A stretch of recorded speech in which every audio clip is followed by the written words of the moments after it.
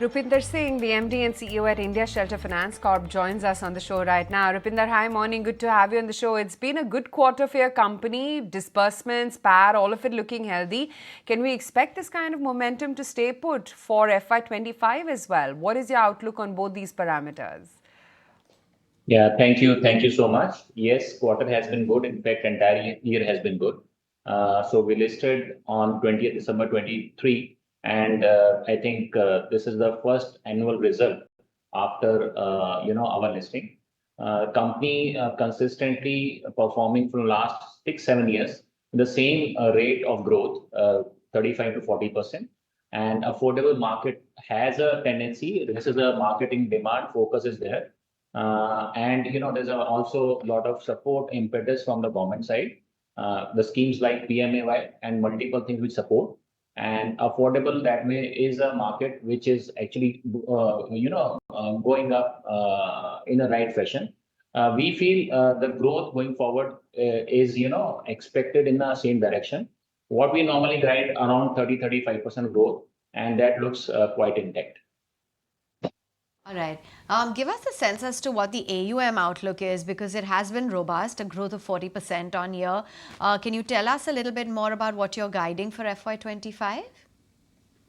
Well, yes, I think guiding should be around 30-35% what we see, the way the trends look as of now in the market and the way affordable housing segment is moving up. Okay, fair enough. And your spreads as well have seen a nominal uptake. Can you share with us what the outlook is here? Any guidance? So this is a segment which is basically we get in a tier 2, tier 3 and beyond the tier 4 markets, and the first time home loan borrowers. Normally they are not a part of a larger financial inclusion, and most of them are the first time loan borrowers, mortgage borrowers.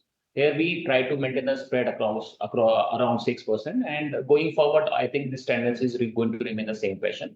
So 6% is something which we can expect out of it.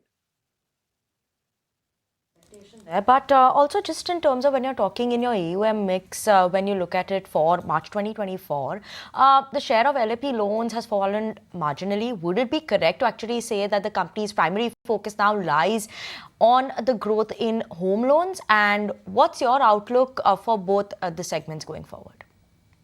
So the customer remains same for both LAP and home loan markets which we are operating. The distribution network is same. The tendencies, underwriting mechanism also doesn't change around that side. Only what is the change is largely in loan against property. The LTVs are lower than the home loans, and they are purely a self-occupied residential property. So we are maintaining around 60-40 ratio, with the 60% is a home loan, and that's a trend which we want to continue for the coming times also. Okay, sure. And just, talking about the company's return on equity, that has come under pressure in Q4. What's causing this sort of pressure, and what are the plans to, improve it going forward? So Q3 last financial year, we have reached to the ROEs of 16% plus. But in December month, as I mentioned, there is a capital infusion of 800 CR, which come through the IPO. And yes, with this capital infusion, we are sitting on a lot of cash. And today, if you see, debt to equity is 2.5%, which has come down from the earlier level of 3.5%. So as the time progresses, this is going to come up. In fact, if you see the ratios start giving the positive indicators, the ROEs has touched 14%. If you see compared to the last year, when the debt to equity was in tune of 3.5%, that time also it was not even 14%. So it's a matter of another 18 to 24 months, then you can see the numbers coming back to the same level what it was in Q3. So there you can see the regular progress happening on ROE side. Rupinder, your OPEX continues to remain stable at that 4.4% mark. This is still higher than your, industry peers. What is it that you've planned to reduce your operating expenses? So two things. This is a business model which has been created where we largely depend upon in-house team, the self-sustainable sourcing team instead of depending upon third parties. 98% of our sourcing is in-house. So we required a lot of frontline resources for that. And yes, in fact, that helps in creating a lot of jobs in that way. So today we have more than 1,500 in-house resources which are working towards, sourcing these kind of loans around that side. So modeling such fashion, which has been created keeping in mind these things in mind. But as the time is getting progress, your balance sheet is, building up, your AUM is going on, it will going to get subsidized.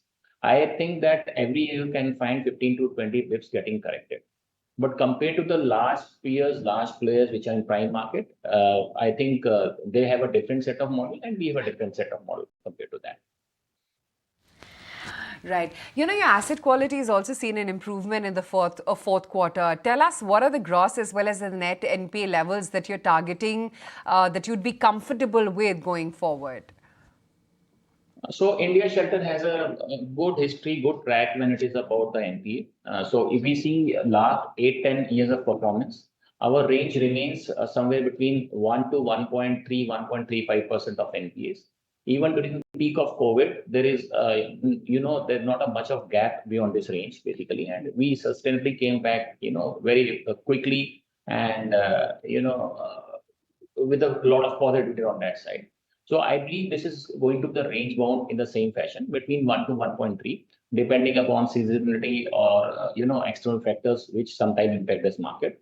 Being a mortgage market where your LTVs are quite low, and most of these customers for whom this is the first, their first time home buyers are now only asset available, they are quite sensitive about it and they are cautious about when it's about the repayments.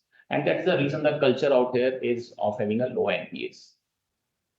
Okay, great to have you on the show, Mr. Singh. Thank you so much for taking the time out and joining in today. Thank you. Thank you so much. If you like this video, then like, share and subscribe to ET Now.